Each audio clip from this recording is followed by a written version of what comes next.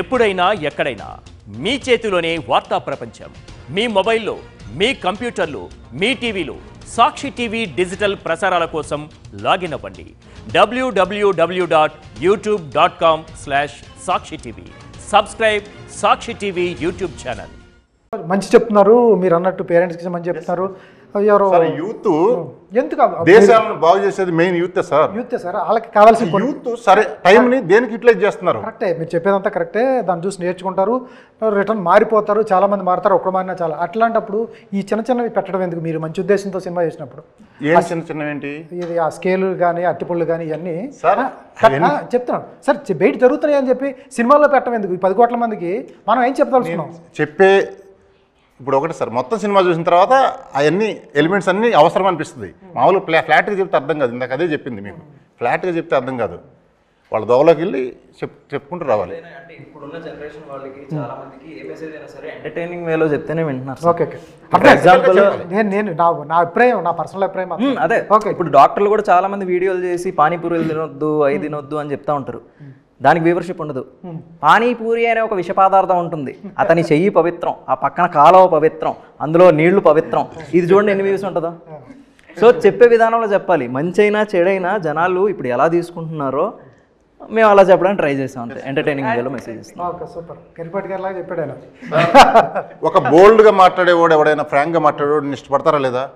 ఏదన్నా మాట్లాడేవాడు సేమ్ ఇది కూడా అంతే. ఒక బోల్డ్గా చెప్పాలనుకుని చెప్తున్నాము, ఇష్టపడతారు, అందరూ కనెక్ట్ అవుతారు. అది సూపర్. సార్ ఏంటి తమ్ముడితో ఇబ్బంది పడలేదా? తమ్ముడు బోల్డ్ సీన్ చేసేటప్పుడు ఎట్లా చెప్పేవాడు? ఈతాలు చేయాలని వర్క్షాప్ చేశారండి ఈ సినిమాకి? వర్క్షాప్స్ చేసామండి. వర్క్షాప్స్ చాలా ఈ లవ్ మేకింగ్ వర్క్షాప్స్ అంటే ఏముంటాయండి? ఉంటాయి sir. Love making sir he's my pair, నాతో పాటు పేరింగ్ ఉంది, అంత సీన్ లేదు సార్. అంత లేదు ఫుల్ మూవీ నాతో పాటు అలానే ఉంది. యోగాసనం చేసుకుంటూ ప్రశాంతంగా మూవీ తీసినట్టుంది అంతే. లేదు, క్యారెక్టర్స్ డ్రైవ్స్ బాగుంటుంది. అంటే మా క్యారెక్టర్ కూడా మేము కొంచెం ఓల్డ్ స్కూల్, అంటే నమ్మకం అనేది ఒకటి బిల్డ్ అవ్వాలి, ఒక వైబ్రేషన్ అనేది లేకపోతే మనిషితో అటాచ్మెంట్ ఎలా కుదురుతుంది అనే కాన్సెప్ట్ అనమాట మా ఇద్దరిది. దీన్ని కంప్లీట్లీ ఓల్డ్ స్కూల్, నేనేమో ఒక డెస్పరేట్ వర్జిన్ బాయ్ అనమాట. సో వీళ్ళిద్దరూ ఎలా గ్రో అవుతారు అంటే, తినికి తెలిసిన విషయాలు ఎలా తనకి చెప్తుంది, తనకు తెలిసిన విషయాలు ఎలా, ఈ ఇంటరాక్షన్ మీద ఇద్దరు క్యారెక్టర్స్ గ్రో అవుతాయి. సో వీళ్ళిద్దరి మధ్యలో అనేది ఇప్పుడు ఆల్మోస్ట్ చాలా మంది ఎంత జెన్సీ అంతా ఉన్నా కూడా ఓల్డ్ స్కూల్ అనేది ఖచ్చితంగా ఉంటుంది, ఎందుకంటే వాల్యూస్ ఉన్న వాళ్ళు కొంచెం అలా ఉంటారు కాబట్టి.